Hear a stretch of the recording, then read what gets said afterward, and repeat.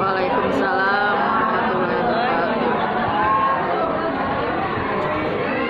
Bismillahirrahmanirrahim. Wassalatu wassalamu ala Rasulillah sayyidina Maulana Muhammad bin Abdullah wa ala alihi wa ashabihi wa wala wa la haula wa la quwwata illa billah.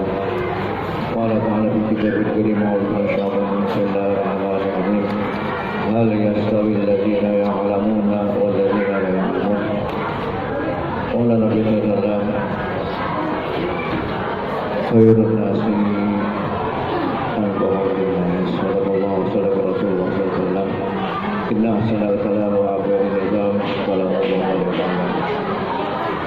Ibu sekalian, mari kita lanjutkan belajar kita.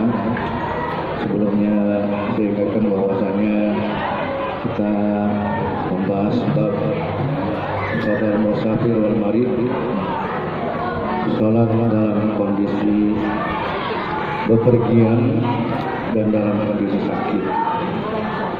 Hadis selanjutnya hadis yang berapa? 457.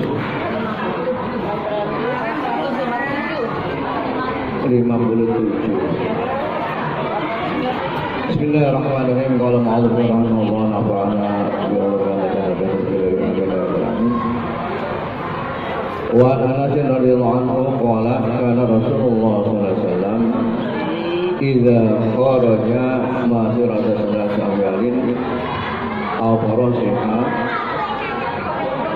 shalla rak'ataini sallallahu. Hadis diriwayatkan oleh sahabat Anas radhiyallahu anhu sallallahu alaihi wasallam. Qala telah berkata sahabat Anas, kana Rasulullah sallallahu alaihi wasallam adalah Rasulullah SAW idza kharaja masirata salasa amyalin, apabila Rasulullah keluar untuk bepergian salasa amyalin 3 mil atau farasahin atau 3 farsah, salat rakaat ini musafir, di mana apabila Rasul bepergian sejauh 3 mil atau 3 farsah salat rakaat ini, maka Nabi salatnya yang 4 rakaat menjadi 2 rakaat, atau dikosor kan. Mengkosor salat, meringkas salat yang 4 menjadi 2, namanya kosor. Kalau jamak mengumpulkan 2 waktu salat menjadi 1, zuhur dengan asar, maghrib dengan isya. Maghrib tidak bisa dikosor, yang bisa dikosor zuhur, asar dan isya yang berkah. Wa anhu radhiyallahu anhu qala, dan dari sahabat Anas juga yang meriwayatkan hadis ini, qala telah berkata sahabat Anas, kharajna telah keluar kami sahabat ma'a Rasulillah sallallahu alaihi wasallam minal Madinah ila Makkah, dari kota Madinah ke kota Makkah. Fakana yusalli rak'ataini hatta raja'na ila Madinati muttafaqun alaihi wa lafzul Bukhari. Nabi setiap kali pergi dari Madinah menuju kota Makkah itu dalam perjalanan senantiasa salatnya itu 2 rakaat. Jarak Madinah kira-kira sini Semarang ya 700-an lebih kilometer. Sedangkan orang musafir itu menurut jumhur ulama fikih sudah bisa mengkosor dan menjamak 80 ke atas ya, 82 jadi pada seluruhnya sudah bisa dikosor dan dijamak. Salat ini adalah merupakan rukhsah ya, keringanan dari Allah Subhanahu wa taala, di mana Allah menghendaki kemudahan bukan kesulitan ya. Jelas sekali Allah menyatakan, didapatkan bahwasanya yuridullahu bikumul yusra wa la yuridu bikumul usra. Allah menghendaki kemudahan ya di dalam kehidupan ini, dan Allah tidak menghendaki kesulitan. Makanya hukum Islam adalah hukum yang paling fleksibel ya. Di dunia ini tidak ada lagi yang menyamai fleksibelnya kelenturan hukum Islam. Hukum Islam ringkas itu cuma 5 ya.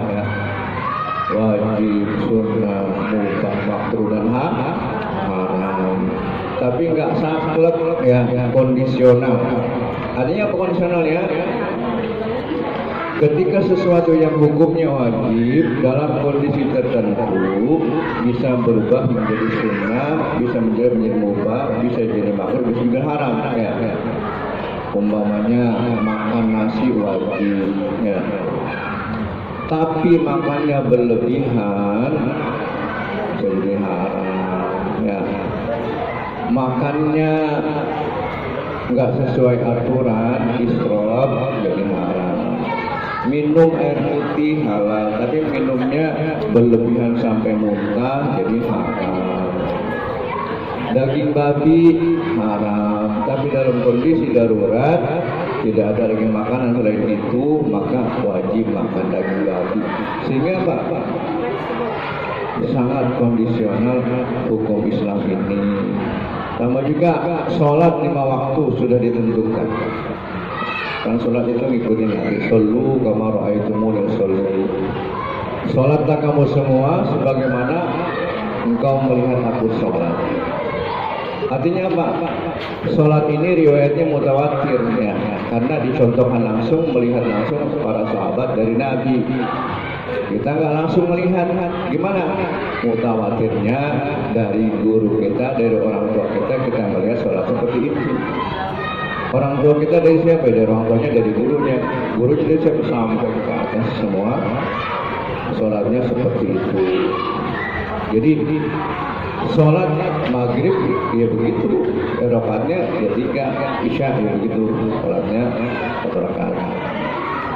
Dan uniknya semua sholat ini ada yang mirip ya, rakaatnya sama, bacaannya sama, ya gerakannya sama. Itu sholat yang 4 rakaat. Zuhur sama asar sama isya sama. Yang beda banyak.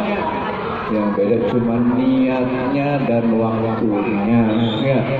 Niat dan waktunya. Dari takbir sampai salam sama ya Bu. Yang beda waktunya ya beda. Kalau belum waktunya sholat zuhur ya nggak boleh sholat zuhur ya. Begitu juga asar dan lain sebagainya. Sama niatnya. Nah niatnya ya. Itu yang membedakan sholat yang 4 rakaat. Seandainya nggak niat ya sama aja. Ya. Sama juga mandi ya. Mandi biasa dengan mandi wajib, mandi sunnah, ya sama mandinya. Kalau niatnya nggak niat ya nggak jadi mandi wajib ya. Makanya niat ini adalah amalan yang pertama dalam kita beribadah. Jangan lupa niat ya. Niat itu adanya di dalam hati. Mau dilafalkan boleh, di dalam hati aja boleh ya. Yang jelas kita sengaja melakukan sesuatu ada di dalam hati kita ini, apa yang kita laksanakan karena apa yang kita laksanakan ya. Saya sholat maghrib 3 rakaat menghadap kiblat fardu karena Allah Ta'ala ya. Karenanya itulah nanti yang menjadi tolak ukur daripada amal ibadah kita ya. Kemudian sholat musafir ini adalah suatu salah satu keringanan yang Allah berikan lewat Nabi kita Muhammad SAW. Ketika kita bepergian sudah agak jauh 80 km lebih ya, itu perginya juga bukan untuk maksiat, perginya untuk tadabbur, boleh untuk silaturahim, berperang dan sebagainya. Yang jelas bukan pergi untuk maksiat ya. Boleh kita menjamak dan mengkosong sholat.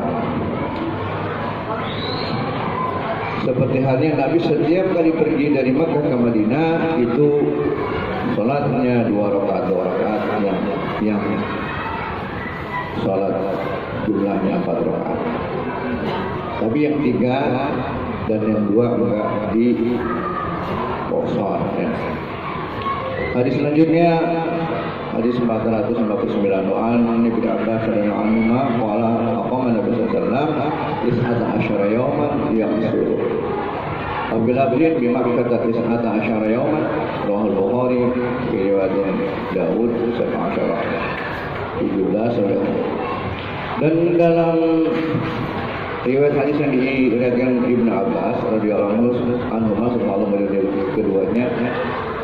Ibnu Abbas namanya Abdullah, Abbas itu bapaknya. Jadi anak dan bapak ini meriwayatkan satu hadis di mana telah melihat Nabi kita Muhammad SAW, aqama Nabi SAW telah mendirikan Nabi kita Muhammad SAW ya, 19 yauman ya suruh telah mendirikan sholat Nabi kita Muhammad SAW selama apa? 19 hari mengkosor sholat ya. Ada yang membatasi 3 ya. Ada yang lebih selama waktu sholat, waktu musafir, waktu bepergian ya. Ini Nabi pernah mengerjakan ya, sholat, mengkosor sholat selama 19 hari ya. Tapi riwayat Abi Labdi dan satu lafaz hadis di Makkah 19 aman di kota Makkah sebanyak 19 hari. Rawahul Bukhari wa fi riwayatin Abi Dawud 17 ada yang mengatakan ibadah. Jadi ibu ya asalnya dari Jawa, maunya dari Semarang. Terus menetap di Jakarta ya. Itu kalau sudah menetap di Jakarta ke Semarang namanya musafir ya. Ibu boleh menjamak dan berkosor. Tapi kalau netapnya di Semarang, mukimnya di Semarang ke Jakarta namanya musafir. Sama Nabi asalnya dari Makkah ya. Kemudian Nabi hijrah ke Madinah, menetap di Madinah. Nabi jadi mukim di Madinah. Kalau ke Makkah namanya Nabi musafir. Ya, Nabi mengkodok sholat. Kalau dari Mekah ke Madinah, ya di Madinah udah nggak dikodok lagi, nggak dikosor lagi, nggak dijamak lagi. Nah, karena sudah sampai ke tempat mukim, tempat kediaman. Lamanya sampai kapan? Umpamanya ibu ke Semarang 19 hari, 15 hari. Selagi masih ya dalam bepergian, artinya nggak menetap, masih boleh sholat kosor. Sholatnya 2 rakaat terus ya, 2 rakaat, zuhur 2 rakaat, 2 rakaat. Ya, Nabi pernah mengajarkan ada yang mengatakan 15 hari sampai 19 hari mengkosor sholat. Lagi dalam tempat musafir, artinya dalam bepergian, bukan sudah pulang ke rumah. Ya. Kalau kita itu umroh ya itu termasuk tidak bisa. Kalau kita di Mekah di Madinah kita masih di kosor apa? Iya termasuk umroh, termasuk pergi haji, ya, termasuk ya. Artinya Pak kita jamak kosor itu ya diperbolehkan, nggak apa-apa. Jamak kosor. Tapi kalau kita ikut berjamaah di Masjidil Haram ya ikut imam ya. Kalau mau menjamak kosor ya berjamaah ya bersama rombongan atau sendiri-sendiri. Kalau di Masjidil Haram ya ikutin sholat sempurna ya. Nggak boleh kita apa namanya sholat sendiri. Nah, karena sholat di sana nilainya 100.000 dibandingkan sholat di masjid-masjid lain.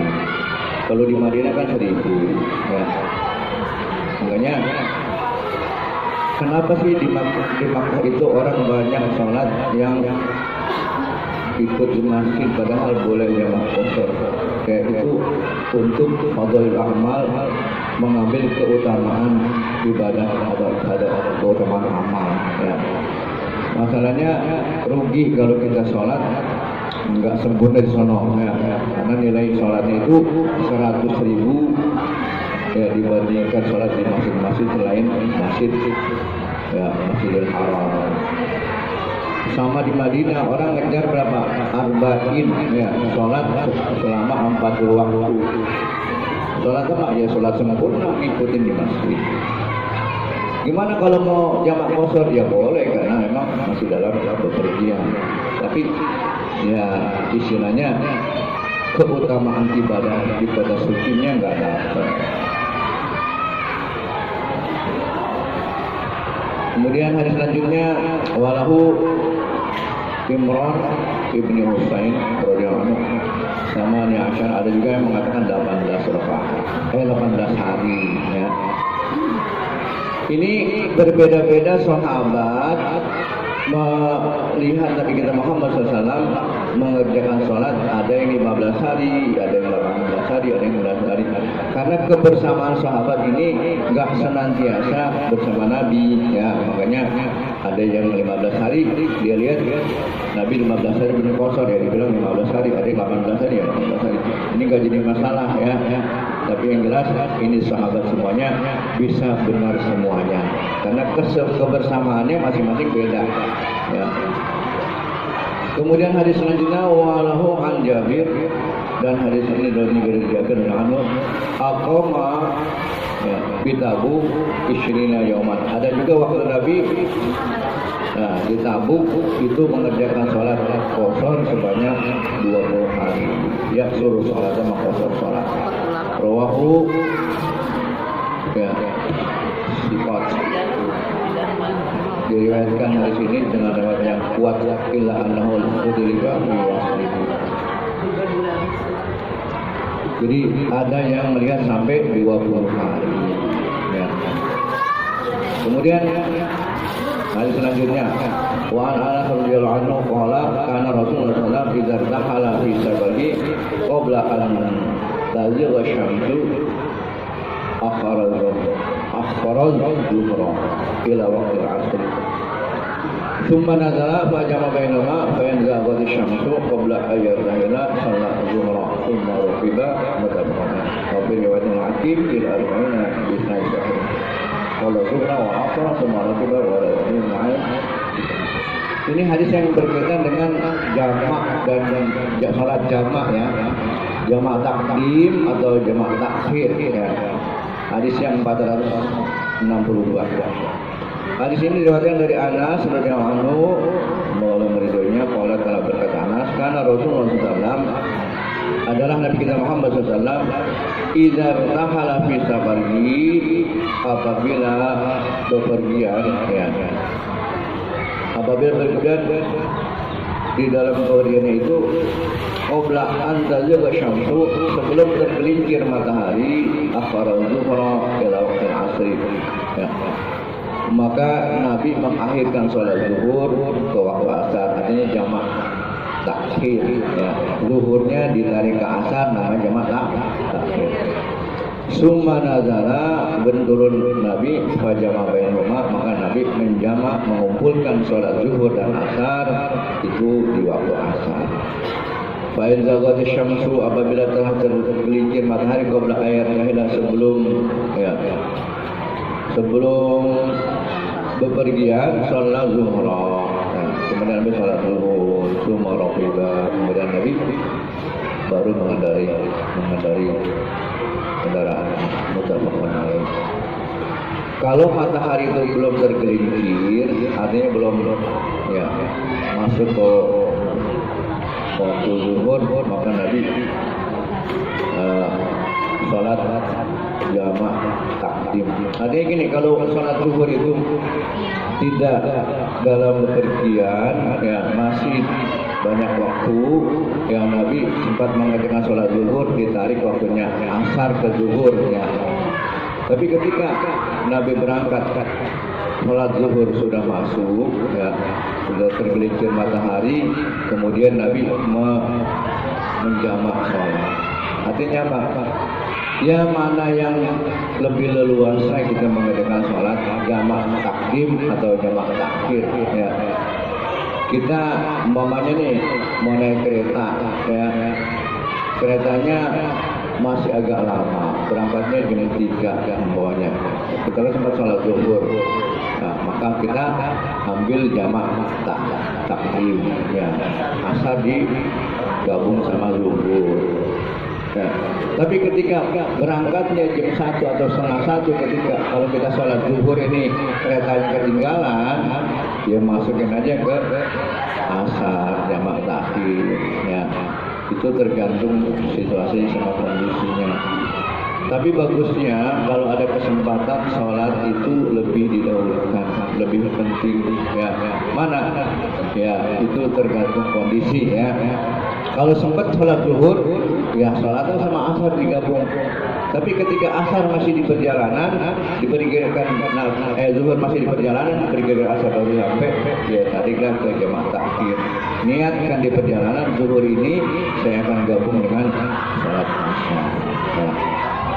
Gimana kalau kita jamak mau takdim, mau takhir, itu sudah otomatis qashar dibolehkan. Ya, sudah otomatis qashar dibolehkan. Gimana kalau mau nggak diqashar sempurna 4-4? Ya boleh aja, cuman kerajinan dikasih keringanan 2-2 maunya 4-4, ya terserah.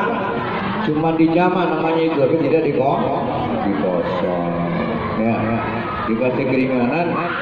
Kan hadis yang lalu kita sudah baca, Allah senang, Allah cinta kalau hambanya dikasih keringanan, diambil keringanan itu. Walaupun kuat, niatin aja karena kita girang Allah kasih keringanan, jamak dan qashar. Saya masih kuat, ya begini, ya nggak apa-apa. Ya terserah, ya. Nggak jadi haram, nggak jadi gimana, tapi terserah.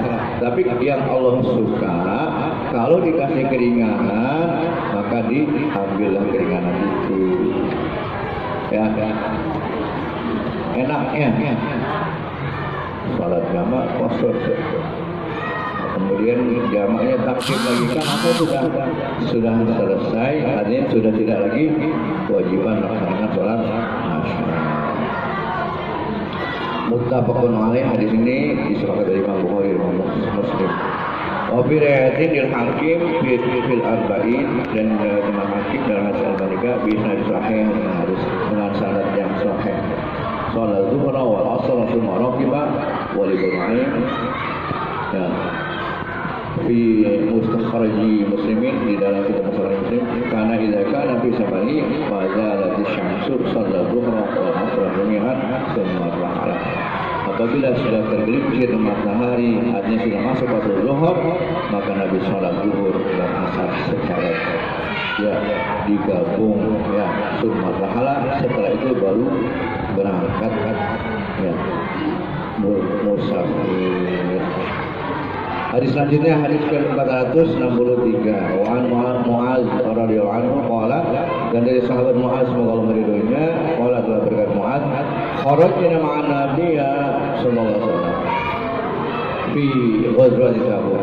Kami telah keluar, ya, bersama Nabi sallallahu alaihi wasallam dalam suatu peperangan Tabuk, ya.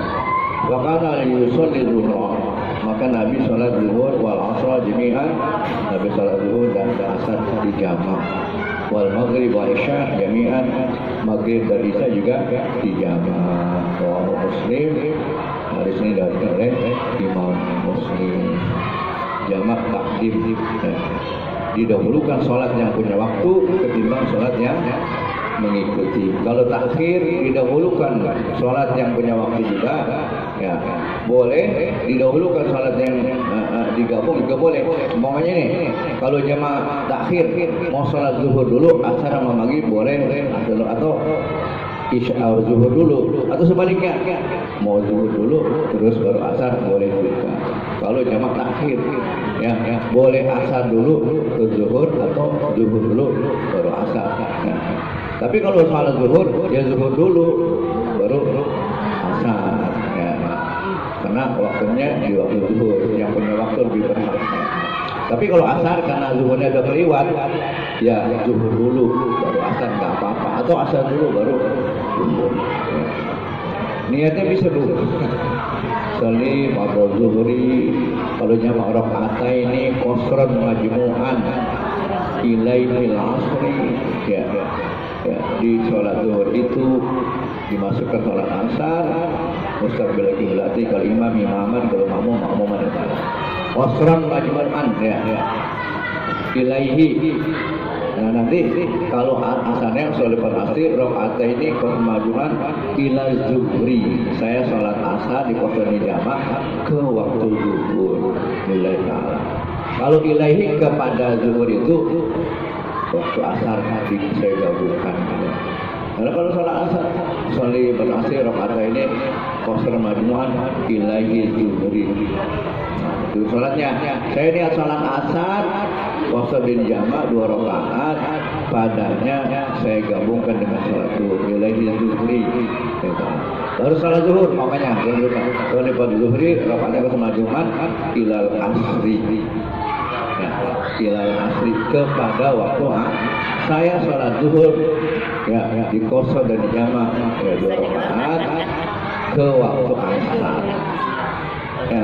Bahasa Indonesia aja Ustaz gimana? Ya, apa-apa. Ya. Saya niat sholat zuhur ya di jamak dan di kosor 2 rakaat beserta asar menghadap kiblat ke Allah Taala gitu. Ya. Kalau jadi makmum nggak bisa nih kemana? Soalnya pada zuhri makmuman nilai Taala umpama gitu nggak apa-apa. Soalnya pada asri makmuman. Ya. Jadi makmum enak tinggal ngikutin aja. Ya. Kadang-kadang kalau nggak dipraktekin, Iya. makanya kalau musafir itu niatkan untuk mempraktekkan iringlah lagi musafir lagi silaturahim, mana itu hendaknya ilmu kosor jamaknya dipraktekkan. Ya. Kalau jamaah takliman atau takfiran nggak usah dimasukin niat, itu nggak usah. Itu jadi ribet ntar akhirnya. Dibaca. Itu cuma istilah jamak takdim, jamak takhir itu cuma istilah. Ya kan udah masuk ilaihi dan ilah. Ada semua ribet jadinya jamak takhir. Kalau didahulukan ya yang punya waktu ya umpamanya zuhur dan asar itu namanya jamak takdim. Kalau diakhirkan namanya jamak takhir. Tapi niatnya ya bedanya cuma ilaihi wa ilah wa ilaihi gitu aja ya. Kepadanya waktu asar ke waktu zuhur. Kalau jamak takdim Ya. dulu baru ilah. Ya, jadi Ilah dulu baru ilah. kalau jamak takdim yang punya waktu dulu baru ditarik ya. Kalau jamak takhir boleh yang ketinggalan ya waktunya, atau yang punya waktu dulu nggak apa-apa, itu bebasnya. Artinya yang penting kita mempraktekkan sholat yang sudah diberikan keringanan oleh Allah Subhanahu Wa Taala. Ya Bu. Kalau saya sih, walaupun masih kuat, ya saya kosor jamaah aja. Kenapa? Allah senang kok. Dikasih keringanan. Ibu diskurs sama. Wala Rasulullah SAW la tahsuru salata fi aqwalla min arba'in burudin ya mimma kata ila Usman wa huwa al-Qutni bi Sa'id masahih an-Nawawun kama akhrajahu Ibnu Uzaimah. Dari sahabat Ibnu Abbas radhiyallahu anhu qala Rasulullah la tahsuru salata, janganlah engkau semua mengqasar salat fi aqwalla min arba'ati burudin ya dari bepergian yang kurang daripada 4 burud mimma kata ila Usman, dari Makkah ke kota Usman. Rahu dari pun bisa daifin, masahu ada maupun pada orang itu. Artinya gini, kalau kurang dari 80 km ya itu jangan dikosor. Dari sini ke Bogor kan belum lebih dari 80 km. Kalau dari sini ke Cisarua ke Cibodas itu udah lebih ya apa-apa. Itu jaraknya secara ilmu fikih ya. Jadi kalau kurang dari umpamanya 2 rakaat dari yang disyaratkan itu belum dibolehkan untuk mengkosor sholat. Atau beda RT, beda RW bepergian kan, kelilingan sekelurahan ya itu bepergian juga ya, tapi ya belum mencukupi syarat untuk mengkosor sholat. Jakarta. Ya, itu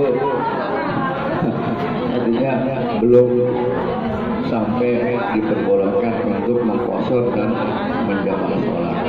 Ada juga apa namanya yang mengikuti paham yang penting musafir udah keluar dari rumah boleh jamak qashar. Mau ke tetangga pokoknya keluar dari rumah ya. Itu terserah mau ikut imam yang mana. Kalau dia ada rujukannya ya terserah ya. Tapi menurut hadis-hadis ya, kalau kurang daripada ya, 4 burud ya, atau 80 km kurang itu belum diperbolehkan untuk sholat jamak qashar. Semuanya kan ada syarat-syaratnya. Kalau belum memenuhi syarat berarti belum diperbolehkan. Hadis selanjutnya ke 465 wa an Jabir radhiyallahu ta'ala qala Rasulullah sallallahu alaihi wasallam khairu ummati alladzina idza asa'u ya istaghfaru wa idza sabaru wa qasaru aghfaru akhrajahu bil awsati bil da'if wa mursalin sahih. Ini hadis yang menjelaskan tentang di mana sebaik-baik umatku kata Nabi. Hadis ini riwayat Jabir. Qala Rasulullah khairu ummati, sebaik-baik umatku alladzina idza asahu, yaitu orang-orang apabila berbuat keburukan istighfaru, mereka beristighfar. Kalau kita habis berbuat salah istighfar kepada Allah. Wa idza sabaru, apabila mereka bepergian qasaru wa akhfaru, mereka mengqashar salat dan mereka berbuka puasa. Akhrajahu Tabrani bil Awsat. Hadis ini riwayat Imam Tabrani dalam kitab Awsat bi isnad dhaifin dengan sanad yang lemah. Wa fi mursalin Sa'id bin Musayyab indal Baihaqi mukhtasaran. Artinya apa? Walaupun hadis ini dhaif, untuk fadhil amal dipersilakan diamalkan. Artinya apa? Hadis ini menjelaskan tentang sebaik-baik umat Nabi kita adalah orang yang apabila berbuat keburukan dia beristighfar, dan ketika bepergian dia mengqashar salat dan dia berbuka puasa. Karena apa? Karena mengambil daripada keringanan ya, yang diberikan oleh Allah Subhanahu wa taala oleh Rasulnya. Ya, jadi silakan ya. Artinya apa? Ini hukumnya enggak wajib, ya enggak wajib dijamak, enggak wajib diqashar. Ya, ini adalah keringanan, rukhsah. Ya, rukhsah itu keringanan yang diberikan, diskon yang diberikan ya kepada umat Nabi Muhammad SAW sebagai rahmat dari Allah Subhanahu wa taala. Makanya kita ini bersyukur kepada Allah. Artinya apa? Islam sebenarnya suatu agama yang ya'lu wa la yu'la alaih, yang paling mudah. Orang kafir yang enggak beriman lebih mempraktekkan Islamnya ketimbang orang Islam sendiri. Ya, di Singapura itu banyak orang non-muslim. Memang yang memimpin juga orang non-muslim. Ada kekuatan untuk meninggalkan kemaksiatan illa billah, kecuali apa ya? Allah berikan. Kalau kita sadar bahwasanya beragama ini adalah semata-mata hidayah maunah dari Allah Subhanahu wa taala, kita enggak pernah akan merasa lebih baik dari orang lain. Kita tidak pernah akan merasa merendahkan orang lain. Kita akan saling menghargai dengan segala kelebihan dan kekurangan diri kita ataupun orang lain. Tapi karena kita enggak nyadar, kita enggak mau ya mengoreksi diri, kita lu yang pengen menang sendiri sampai dia jadi panitia surga sendiri, dan keburukan tidak bisa kita lakukan kecuali atas izin dan pertolongan Allah. Sama juga hidayah kita nggak bisa ngasih orang hidayah ya supaya dia benar. Kalau dia nggak mau sadar, dia nggak mau benar, dia nggak bakalan benar. Anak kita ke siapa ke, tapi itu adalah semata-mata hidayah Allah. Kita hanya berusaha, ya manusia hanya berusaha, Allah yang menentukan hasilnya. Hidup adalah proses. Kita juga belum tentu Bu, ya belum tentu akhirnya nanti bagaimana. Makanya kita jangan sampai memponis orang lebih jelek daripada kita. Nanti bisa kebalikannya, kita yang lebih jelek dari dia. Sampai binatang juga jangan dihina. Ya kalau kita marah kan biasanya paling enak keluar kata-kata binatang ya. Kadang-kadang sama setan dibawa-bawa. Oh ini dosa ya. Gak boleh menghina binatang sekalipun dia binatang yang najis, gak boleh dihina. Ibu, ya istighfar mendingan dah. Ya. Oleh karena itu Allah berikan kita kesempatan di dalam kehidupan ini untuk mengambil sesuatu yang mudah, bukan yang susah. Ya, yang gampang, bukan yang sulit. Tetapi kita hidup ini mengalami kesulitan. Kenapa? Salah milih. Ya, hidup kita jadi susah karena salah milih. Nabi kalau diberikan dua pilihan, Nabi pilih yang lebih gampang. Yang penting nggak ngegampangin, ya.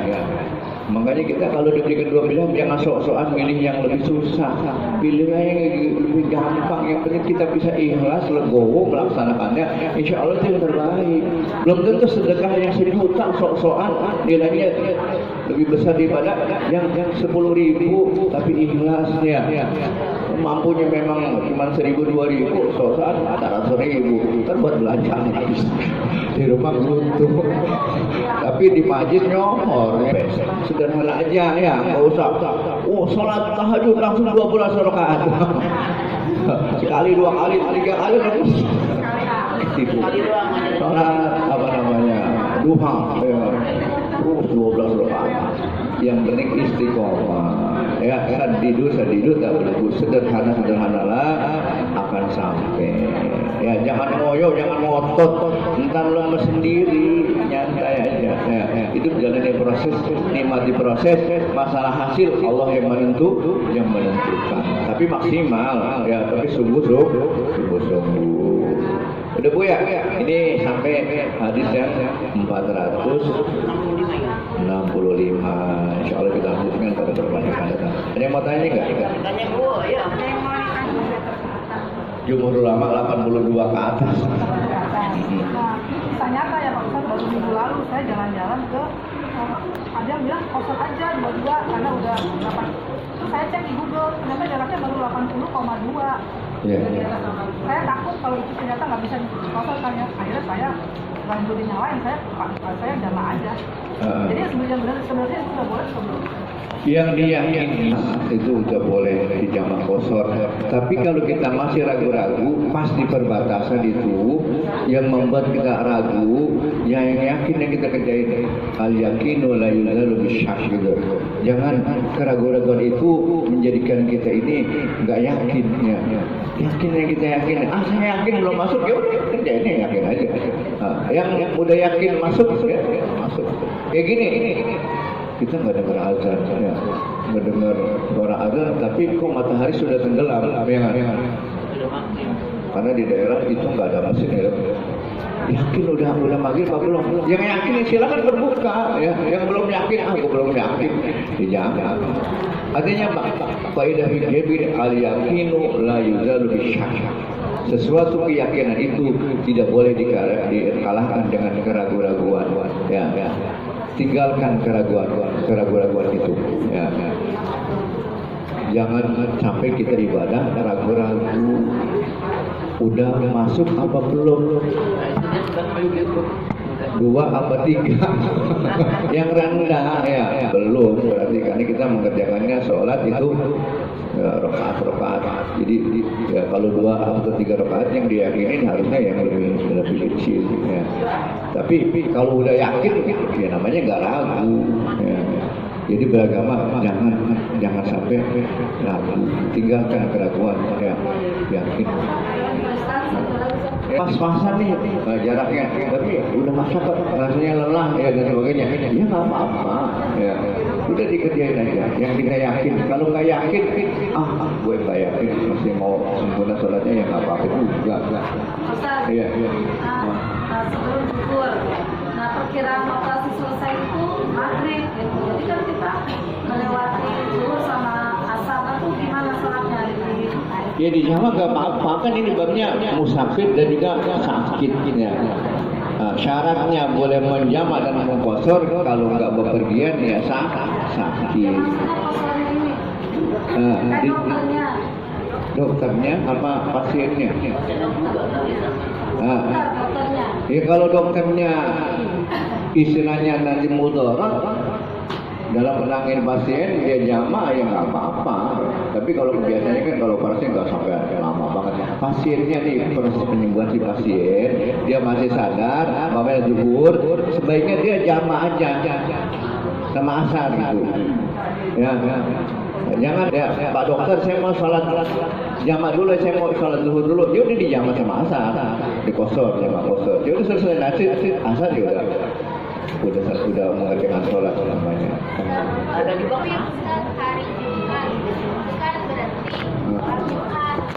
Katanya kalau Imam Syafi'i kan nggak ada sholat Jumat buat yang perempuan. Nah, setelah sholat Jumat, sekarang kan mau melanjutkan perjalanan lagi otomatis kan kayak di jamak. Nah, Jumat ke asar itu baiknya langsung kosor asarnya 2 rakaat atau gimana?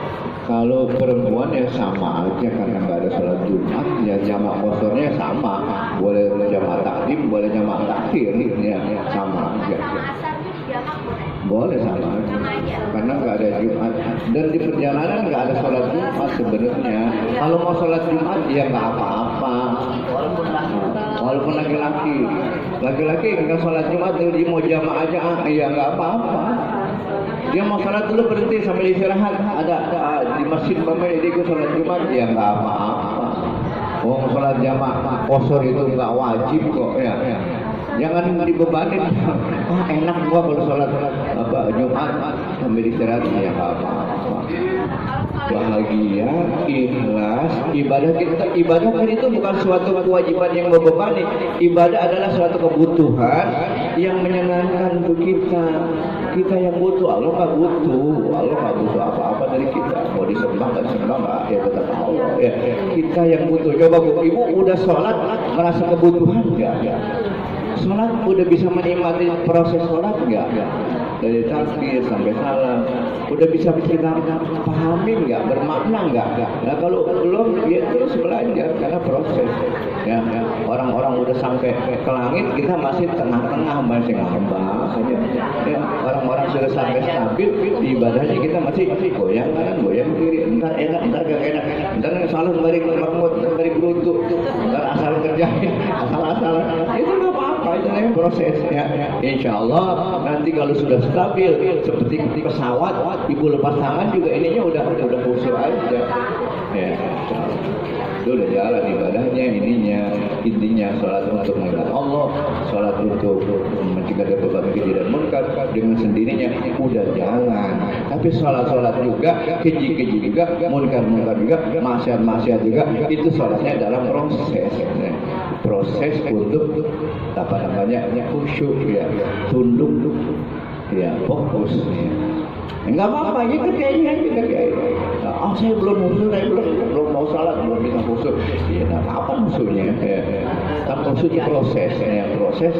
Nanti pada ketinggian tertentu, usia tertentu baru akan mengalami kestabilan dalam ibadah dan baru kita akan merasakan halawatul iman, manisnya iman. Ada masa pahit, asam asinnya udah namanya iman begitu prosesnya. Jalanin aja udah yang penting. Jangan ngomong. Ya. Insyaallah ya, mari kita minta sama Allah apa yang kita pelajari sedikit manfaat. Jalanin aja udah istiqomah. Ya. Ibadah yang baik sedikit tapi tetap konstan ya, dawam ya. Terus. Jangan banyak terus sekali ya, mendingan dikit tapi rutin ngaji walaupun seayat tapi tiap habis sholat 5 waktu maghrib subuh insyaallah lebih baik daripada sekali duduk 1 juz kemudian nggak ngaji lagi ya. Demikian ibu-ibu, mudah-mudahan ada manfaatnya. Kau yang karena kaya Allah, yang karena syarah kami nafsik. Kalau baik itu datang dari Allah, kalau jelek dari sendiri. Mudah-mudahan Allah jadikan ilmu yang manfaat di dunia dan akhirat. Demikian Allahumma segala komentar. Wallahu a'lam bishawab.